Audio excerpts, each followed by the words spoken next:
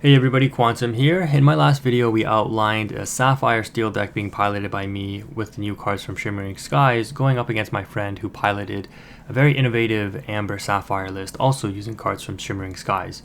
Well, in today's video I'm going to be outlining for you my version of Amber Sapphire. This is slightly different than the version my friend used, but this is the version that I put together. There's a number of different ways you could build this deck, but we're going to go over the curve and kind of the reasons why some of these choices were made and what this deck is really effective at doing and where it maybe falls down a little bit. And then of course, like I said, some tech options that you can maybe opt to include if you didn't like certain things or certain explanations. Of course, everything is tweakable. Before I do get started though, I just want to mention that, if you could drop a like on this video if you did enjoy the content, that would be very helpful. And of course, I like interacting and seeing comments, so definitely, make sure you drop what your opinion is on the deck, on the meta, what you think things are going to be like, if you like it, if you don't like it, so on and so forth. That helps me know that you guys are interested in the content and will allow me to continue making it if you are interested. So moving on to what we'll start off with first, just kind of some of this cost curve stuff here. So we got 27 Sapphire cards and 33 Amber, 15 uninkables, and 45 inkable cards. 51 total characters, 5 songs, and only 4 locations, 0 items in a Sapphire deck. That's right. We're not focusing on heroes or anything. We're just getting straight down to business. Get us that lore, win us the game as quickly as possible. The curve here, we got 8 Amber 1-drops. We've got a total of 16 2-drops. So very high on the low end of the curve, as you can see here. So 8 Amber and 8 Sapphire 2-drops in total. We've got a total of 10 3-drops, 6 of them being Amber and 4 of them being Sapphire. We only have 4 Amber 4-drops, and then a total of 11 5-drops, 4 of which are Amber, 7 of which are Sapphire. 3 6-drops that are all Sapphire, and then 5 Sapphire 7-drops and 3 Amber 7-drops. So pretty nice curve in my opinion, because once you hit like 4 5 6 7, like you can play a number of different interactions because you ramp with Sapphire, so you don't necessarily have to play a turn 4 card on turn 4. You can play a turn 5 card, and that is actually a very powerful interaction. So let's go ahead and take a look at kind of how the deck is built and what our goal is with basically playing out on curve. So on turn 1, ideally you want to start with Daisy Duck most of the time. This card we already know is going to be a bit of a problem in the meta because it's a 1/4 stat line. While it does give your opponent the potential to get a free card to hand once they reveal the top card, and if it's a character, it goes to their hand, it is questing for 2. And this card, from my knowledge, doesn't really have an answer until like turns 3. I guess we might see some decks adapt in order to deal with Daisy. Like you might see Captain Hook and Fire the Cannons, or Captain Hook and Babooms come back into steel decks. I don't know what else you'd put in other decks, maybe like Megara, the 2-cost Emerald card that comes in and gives +2 strength to something, right? Like for Emerald decks, I don't know. But we might see some adaptations of the meta because this card is very hard to deal with. And this thing questing for like 4 to 6 to 8 even is enough to basically win you the game by like turn 5 if it goes unanswered. So very interesting. Yeah, you might see like well, obviously Brawl, but Brawl is not until turn 3. Same with the small Sisu in the human form to banish a 1 strength or less character, which I do think that card is underrated. But Daisy Duck is a force. If you can't deal with her, she's just going to win you the game very, very quickly. My other 1-drop, different from my friend's list, is going to be the Queen. He opted for Basil, which is also a good option. It's a new card in Shimmering Skies. It's a 1-cost inkable card that is a 2/1 body with support. I just prefer the Queen because the Shift Queen is just so powerful that I think, yeah, if you can play her, you definitely want to. In the 2-drop slot, we're going with Piglet. Now, this is important because Piglet is a hero and obviously a very good aggro threat on the board. If you drop this turn 2 with a 1-drop, when turn 3 comes around and you can actually quest with the Piglet, you probably drop a 3-drop character or something first. Then Piglet now quests for 3 instead of 1. And because he's a hero, he can also proc the Anna ability, who's also a 1/4 body, coming down on 2 and is inkable. But this thing questing for 2, or Anna questing for 2 as well, is very powerful. So you can do like Anna on 2 or Piglet on 2, and then drop the other one on 3. But ideally, you do want to drop a 3-drop, but dropping either one of these on 3 isn't necessarily that bad either, because they're decently statted cards for aggro, given their cost of 2, right? The other 2-drop card that we're playing, or we're opting to try here, is Chicha. This card is very interesting. We don't really care too much about the support, but I guess it could come up in some scenarios. A 2-cost uninkable card that is a 2/1 body and quest for 1. It has the ability of support, like I said, which doesn't really matter. But during your turn, when you put a card into your inkwell, if it's the second card you've put into your inkwell this turn, you get to draw a card. And that is relevant because we play the Mickey on 3 potentially, and we also play the new Donald Duck on 5, which you can actually play on 4 if you go Mickey into Donald. So you have a number of different lines of play to facilitate here. You can go the aggro line, you can go the Chicha line for card advantage and like stabilize into a larger board towards the end.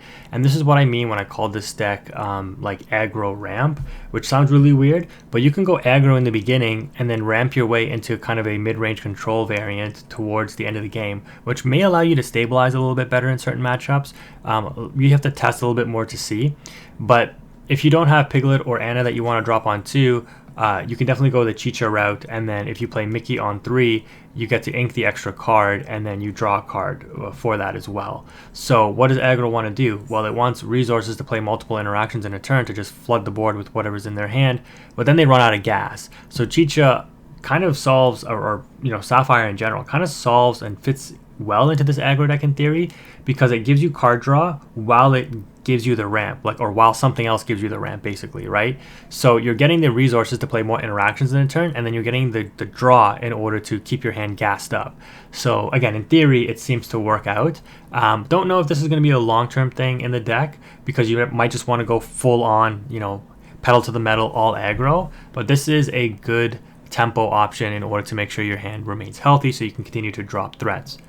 On the 3-drop slot, we've got the Donald Duck. This card you expect when it's played to get outed basically right away, but its purpose is to protect Daisy and Anna and or Piglet. Plus, it gets you an extra lore on the character for the turn when you quest with them. This card preventing your opponent from taking out like the Daisy or the Anna on, let's say, turn 3 or 4 can be very significant. Again, it depends on if you're on the play or the draw. But imagine, you know, you play this on 1, and then next turn you quest for 2, and then you play Anna, and then next turn, right, they have something on board that can finally deal with the 1/4 body. You go quest for, well, you quest for 2, go to 4, you play Donald, who is a hero, and that will now proc the Anna to quest for 2. So then you quest with the Anna, that's questing, that brings you to 6 lore, and then your Donald Duck is in bodyguard mode. Now your opponent has to deal with the Donald Duck before they can start to try to deal with the Daisy and Anna. And if those 2 survive and your Donald Duck gets outed, now you're going to quest with Daisy and Anna again, going to 10 lore within the first 4 turns of the game. And then on turn 4, you know, you have a number of different, obviously, things you can start to do there. You can, you know, play a Mickey, you can play more aggro threats, etc. But you're already on 10 lore by the end of turn 3, right, at the start of turn 4. So it's a really powerful line that you can implement, because when you're at 10 lore and your opponent's at 0, like, you can close the game out very, very quickly from there. We already talked about the Mickey ramp. This, I think, will be the new paradigm shift in Sapphire. So if you do have the Chicha, or even if you don't, you know, Mickey coming down represents a hero. So again, it procs the Anna, but it gives you the ramp, which allows you to skip turn 4, since we only have, you know, 4 drops anyways, and you don't want to play Rapunzel on curve unless you can get the draw 2 or draw 3 anyways. And that's what's nice about Rapunzel, is these cards being big willpower bodies. You know, if you throw these into an opponent's character, or your opponent tries to like out this over multiple turns because they can't out it all at once, and these cards sit with damage on them, they're prime Rapunzel targets, right? These 1/4 bodies, everything here is like X and 3 or X and 4 except for the Chicha, right? Well, I guess, okay, never mind. Queen and Piglet get outed pretty easily, but between the Daisy, the Anna, the Donald, and the Mickey, those are all great targets for Rapunzel if you have damage on them, right? And again, you saw my friend do that against me in game 2, where he was able to get 2 damage off of his Mickey and draw 2 with Rapunzel. So, you know, it curves out nicely, but the main reason why this Mickey ramp is so significant now is because on 3, if you ramp with Mickey, you get that 4th ink for free. On turn 4, when you untap, you play your 5th ink on turn 4, and then you tap 5 ink, and if you play Donald, you get a 6th ink for free. So that means on turn 5, you can now drop a 7-drop card, which we play several of, which we'll cover in just a moment. But this line of Mickey into Donald into a 7-drop is insanely powerful. And I've talked a lot, I'm trying not to get, you know, ahead of myself here, but I've talked a lot about how I think this Stitch Carefree Surfer is very undervalued. I do think that this card is really good. And I'm not trying to cause this price spike here, but I do think Hades is potentially coming back into the meta simply because you have such a powerful line of play now with Mickey, Donald into Hades on turn 5 potentially. Very, very strong stuff. But moving on, Rapunzel shouldn't need any explanation. Like I mentioned, you don't want to play her on curve necessarily, but she is a fantastic card. Also a hero, 2 quester, comes in, heals, and draws. How this card ever slipped below $40 is beyond me. Amber I don't want to say it's the best card in Amber. It probably is though. But like, if Amber ever becomes like a huge threat, and it has been a threat more or less, this card is just like, it is the card in Amber. Like you need Rapunzels. The Queen is a great shift target. That's why we play the 1-drop Queen. Ideally, again, you do not want to play this on curve necessarily. You don't necessarily always want to shift this on turn 2. You really want to play this maybe on like turns 3, 4, 5. When you start to have a board state where your opponent is developing some threats and they're starting to try to out your aggro characters, now you drop the Queen and your opponent has to rethink their whole strategy because they're like, oh my goodness, all of these high willpower characters are now 5 strength or higher, and they're going to trade out into my cards, and then they're easily Rapunzelable for card draw, right? So you can start outing your opponent's board with some of these smaller characters that were aggro questers. Now they become board control cards with the Queen on board, right? Your opponent has to think twice about what they're turning sideways. So you have a couple of tempo control options in the deck, as well as a very nice way to curve out, and it's why this deck, in our opinion, works decently well so far. Talked about the Donald. This card is just a straight upgrade on Mickey. It's inkable. Yes, it costs 2 more, but it's also a 3/4 body, not a 1/3. It also quests for 2, which is huge, and it also gives you the ramp. This card is fantastic. Probably the best Sapphire card out of Shimmering Skies, in my opinion. I think this card sees play in almost every single Sapphire deck moving forward. I opted to go back to the Chapter 1 Robin Hood just because it's a solid body, a 6 cost inkable, which again, you don't really care about the ink cost here, and it is inkable at worst. Usually, you won't get to a point where you have 6 ink. Like I said, you're ideally going for the on 3 play Mickey, so that on turn 4 you can play Donald, so that you have 7 ink on turn 5. But this card does represent a number of interesting, I guess you can call it like board control, but still aggro aspects, because it is a 4/4 body, which means it doesn't get Medusa. It's a little bit harder to out. It can get Zeused, but that's fine if your opponent spends 4 or sings Zeus in order to out this, because when it comes into play, it usually will replace itself, which is the biggest benefit. It's also a hero, of course, but it also gives you some counterplay against potential evasives, mainly like Diablos and things like that. That could be problematic, because the last thing you want to do is proc a Rapunzel when the opponent has a Diablo. And if you haven't guessed already, because we're so high up on the Daisy, you don't care too much about giving your opponent extra cards, well, mainly characters in terms of Daisy, because you anticipate that you're going to win the game before they can do anything significant with all that card advantage that they're able to generate. So this deck really punishes slower control decks or tempo based decks. Ideally, like Ruby Amethyst, hopefully, we'll see. A lot of testing needs to be done, but Ruby Amethyst is also looking pretty strong with that new Elsa, like we previewed in our last video. The 7-drop toolbox, Surfer Stitch, like I mentioned, talked about this a few times. I think this card is really underrated right now. If you drop this on turn 5, what are you doing on turn 5 to out a 4/8 body that also drew your opponent 2 cards? Go ahead, comment in the comment section below. What are you doing on turn 5 to out a 4/8 body, and your opponent just gassed up their hand with a draw 2? Yeah, it's pretty good. It's pretty good. I'm going to look for those comments. Let me know what you're going to do on turn 5 against the Stitch if they get that line. Another option, which again is something that you can consider subbing out for, is Grammatala. Similar to how Chicha will proc when you get the extra ink, the Grammatala can start proccing for extra lore, and it's also a 4/8 body that comes down on turn 5 potentially. And if you have additional ramp cards, the Grammatala will be getting you 2 lore a turn from her ability, and then questing for 2 as well. Just potentially a solid card, but again, testing needs to be done. You can also opt for more control-oriented cards if you want. Totally up to you, but we wanted to test the Grammatala, so we might be doing some more testing with this build a little bit later. And then Hades, again, not necessarily needing to be played on turn 5, but being able to come down and just out a significant threat and then provide you with a body that quests for 2 is really relevant. Yes, this card gets Medusa It gets Mawied. It does not get Zeus right away, but it is susceptible to a lot of things in the meta. But I think in this deck, Hades, or in this meta, Hades is looking pretty nice because of this curve outline.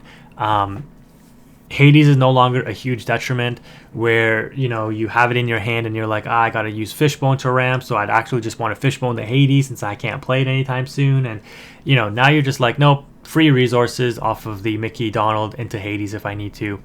And it's just instant removal for the big threats like Tamatoas and stuff that might come down that are likely still to be in the meta. So that does it for the character count, a total of 51 characters like we mentioned. Moving on to the songs here. Again, not necessarily set in stone, but I'm trying out two of the world's greatest criminal mind, and then more removal in 3 Let It Goes. So most of the time I anticipate these are just ink, right? It's only going to be in very specific scenarios where your back is to the wall and you're like, I'm going to lose the game if I don't out this big threat on the opponent's side. That is why we play Hades, Let It Goes, World's Greatest Criminal Mind. Because again, your focus is aggro. I'm going to win the game before you. That's my goal. But if I come into a situation where you're starting to dominate my board, you're outing my threats, and now you have your own threats on board, can I attempt to restabilize? These are the cards to do it. The Hades, the Let It Go, the World's Greatest Criminal Mind. Honestly, if you're in a situation where you have to use these, you're probably going to lose the game anyways. But hopefully it could possibly do enough that it slows your opponent down, that you can just clutch the game out with some of your aggro threats because you were so aggressive early on. And so that's kind of the thinking behind this. The Let It Goes can be used with the Queen, the Donald, the Robin Hood, Stitch, Grammatala, and Hades in terms of it being sung. And then the World's Greatest Criminal Mind being able to be sung by Donald and Mickey Mouse in addition to everything else, it's also really nice. But usually you'll be on a lot of card draw, a lot of ink, that you can probably just hard cast this and still do your character interactions in the same turn. And the final spicy tech option that I'm opting to run is the Underworld River Styx. This is a 2-cost inkable location similar to Pride Lands, 2-cost location, but where Pride Lands is not inkable, River Styx is inkable. Pride Lands has 7 toughness, Underworld has 6. It does cost 2 to move your characters to both of them, but this ability of whenever a character quests while here, you may pay 3 to return a character card from your discard to your hand is super strong. Because if you're in a situation where you don't have any card draw available to you, you don't see your Chicha, or your Chicha isn't proccing to draw you the cards, your Rapunzel can't pop off to heal and draw, because it is still conditional that you need the damage, you don't have the Surfer Stitch, right, or you can't get to it because you didn't ramp, you can't get to it fast enough.